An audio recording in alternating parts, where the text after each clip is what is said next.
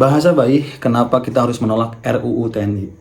Teman-teman semua, seperti kalian ketahui bahwa hari ini tanggal 20 Maret 2025, pemerintah bersama DPR resmi mengesahkan RUU TNI yang beberapa hari lalu kita sama-sama saksikan mendapati penolakan sangat luar biasa. Bahkan tanggal 20 Maret di mana ini disahkan, masyarakat sipil beserta mahasiswa juga sedang turun aksi hingga bentrok di beberapa tempat, bahkan di gedung DPR RI, mahasiswa, masyarakat sipil, ada banyak yang menjadi korban oleh brutalitas aparat. Bahkan ada sampai ojol nih, pengemudi ojol, diduga dia kemudian menjadi korban karena dianggap sebagai bagian dari masa aksi, babak belur. Kalian tonton deh di berbagai media sosial bagaimana kekejaman aparat menindak teman-teman yang sedang aksi. Luar biasa. Saya sebagai orang yang pernah ikut serta dan kemarin juga ikut demo di beberapa tempat, ya merasakan betul bagaimana kekerasan aparat itu sangat luar biasa. Artinya kita kembali lagi, bagaimana sih atau apa sih bahasa bayinya kenapa kita harus menolak RUU TNI dan kenapa yang hari ini sudah menjadi undang-undang, dan kenapa sih kita harus terus bersuara, harus terus berisik, harus terus menyampaikan opini kita. Karena ini mengancam teman-teman semua dan mengkhawatirkan. Kalau kalian lihat di media sosial, lihat di berbagai sumber, dan kemudian kalian korelasikan dengan kondisi yang menurut kalian ideal, saya rasa pemerintah itu memang sedari awal niat melakukan kejahatan, niat melakukan sebuah kasakusuk untuk pada akhirnya membuat masyarakat atau masyarakat sipil pada umumnya merasakan kesengsaraan dan jauh dari kata sejahtera. Terlepas bahwa kalian akan terima atau tidak dalam argumentasi yang akan saya berikan, tapi paling tidak apa yang saya rasakan, apa yang teman-teman aktivis rasakan sampai detik ini menurut kami bagian yang sangat mengkhawatirkan, yang pada akhirnya akan mengancam ruang demokrasi, akan mengancam supremasi sipil. Bahkan dari semua partai politik yang ada di parlemen hari ini, tidak ada tuh yang menolak, ya karena mereka sudah sama-sama menikmati kue kekuasaan, sama-sama sudah diberikan kue untuk bisa mendapatkan posisi gitu. Mari kita coba membahasakan kenapa kita harus menolak Undang-Undang TNI dengan bahasa baik. Kalau kalian ingat teman-teman semua, Orde Baru itu merupakan orde di mana paling tidak kita bisa belajar tentang sejarah kelam tentunya, dominasi TNI pada ruang sipil, ujung-ujungnya membuat masyarakat sipil menderita, membuat ruang demokrasi yang mundur gitu. Dan itulah kenapa alasan reformasi itu ya salah satunya karena dominasi TNI pada ruang sipil itu membuat demokrasi tidak berjalan pada rel yang betul. Dan kalau ada yang bilang hari ini entah itu buzzer, influencer, atau orang-orang yang pro terhadap narasi-narasi pemerintah, yang kemudian dia bahasanya, ya kan ini berbeda dengan Orde Baru gitu. Kemudian ada yang bilang kan masuk TNI juga berat gitu. Kemudian udahlah beri aja kepercayaan ke masyarakat mengisi pos-pos jabatan sipil. Kemudian kalau ada juga yang bilang apa sih yang ditakutkan dengan orang-orang yang berkualitas di TNI misalkan. Kemudian ya emang kamu pernah merasakan gitu, atau emang lu pernah merasakan kondisi Orde Baru gitu. Banyak kok yang hari ini bersuara, ada yang beropini gini, ada banyak kok orang yang bersuara hari ini yang sama sekali mereka nggak merasakan Orde Baru. Nah ini adalah argumen paling tolol yang pernah saya dengar.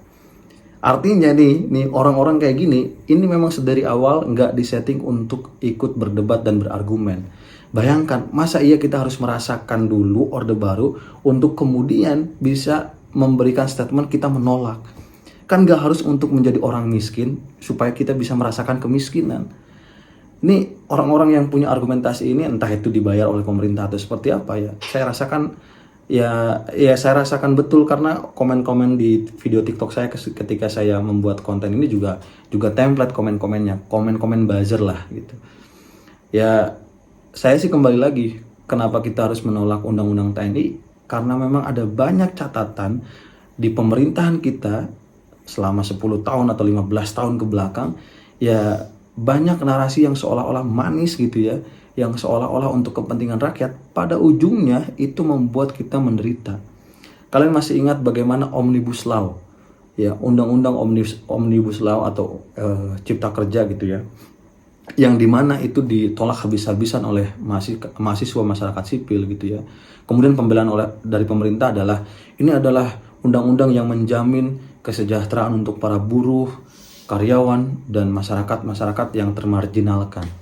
Pada akhirnya coba kalian lihat kondisi hari ini. 5 tahun setelah undang-undang itu diketok, hari ini kita merasakan betul bagaimana PHK massal. Ada banyak industri manufaktur yang terkena PHK massal. Lebih dari 60 industri manufaktur yang total karyawannya lebih dari 240 ribuan yang di PHK. Artinya kita itu selalu disuguhkan oleh pemerintah contoh-contoh yang seolah-olah manis, padahal di sisi lain ada contoh kegagalan dalam sebuah konstruksi bernegara, atau paling tidak dalam sebuah program atau kebijakan yang diluncurkan oleh negara. Ada banyak contoh di negara-negara lain yang pada akhirnya juga terjadi sebuah kegagalan gitu. Nah, kalau kita lihat hari ini misalkan ada narasi juga, ya itulah contoh beberapa negara yang militernya kuat, buktinya negaranya aman, buktinya negaranya maju misalkan. Ini balik lagi, ini adalah pernyataan orang-orang yang tidak pernah mau berdebat dan berargumen. Bahkan mereka memang sudah terdoktrin oleh narasi-narasi yang penting Bapak senang.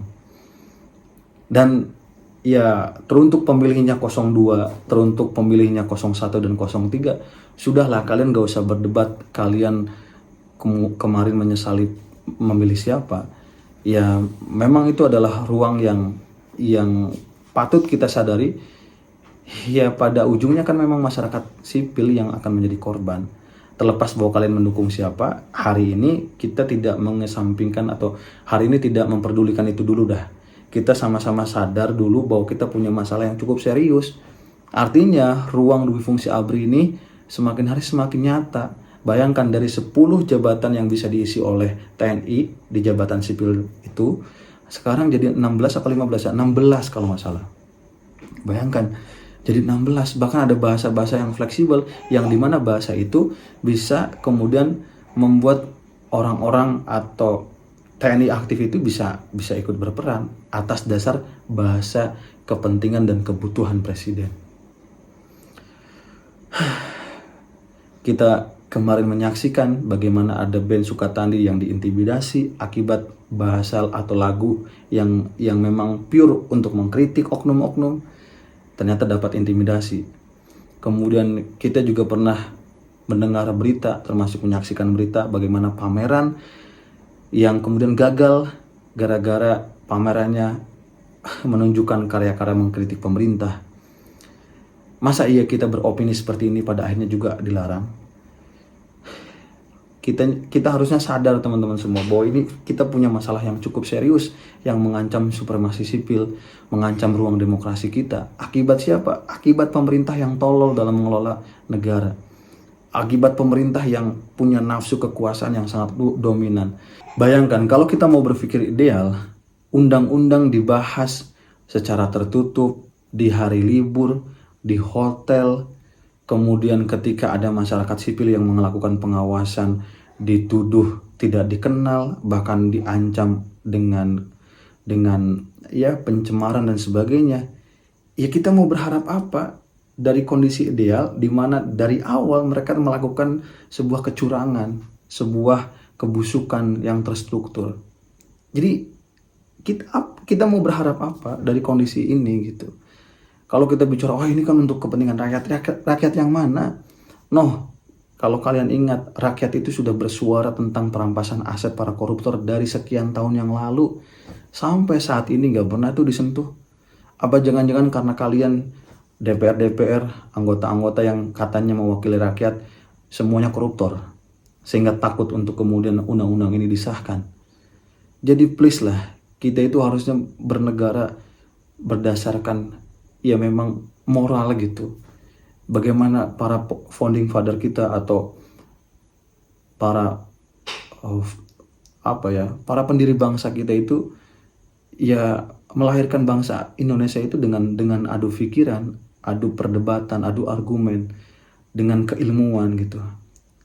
Kan bahasa bayinya gini, negara ini dibangun oleh adu pikiran, adu kecerdasan, bukan adu senjata gitu.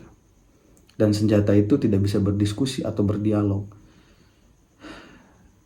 Kalian yang mungkin sekarang menarasikan, biarin aja, nggak ada dampak apa-apa buat saya atau buat masyarakat luas. Inilah bahasa-bahasa yang disukai oleh mereka-mereka yang punya kepentingan. Karena dengan begitu, mereka akan dengan mudah melakukan hal yang sama terhadap undang-undang yang mereka di dalamnya punya kepentingan. Artinya kalau kalian mulai apatis, nggak peduli, dan kemudian narasinya nggak usah dah difikirkan, negara mah negara aja gitu, kita mah ya udah kerja aja, orang mereka juga setiap berganti presiden nggak ada dampak apa-apa terhadap diri kita. Please, kalian harus lebih sadar lagi bahwa ketika kalian berpikir semacam ini, mereka-mereka yang punya kepentingan akan sangat senang sekali tambah rakus, tambah merusak negara ini. Jadi buat kalian, ayo kita sama-sama aware, sama-sama punya keresahan gitu ya, bahwa semakin hari supremasi sipil, demokrasi, kesejahteraan semakin memburuk, dan kita harus waspada. Ancaman-ancaman chaos itu semakin hari semakin nyata. Teruntuk teman-teman yang sedang aksi, masyarakat sipil, mahasiswa, saya akan terus support kalian dengan terus bersuara di berbagai platform. Terima kasih banyak teman-teman semua. Salam demokrasi. Assalamualaikum warahmatullahi wabarakatuh.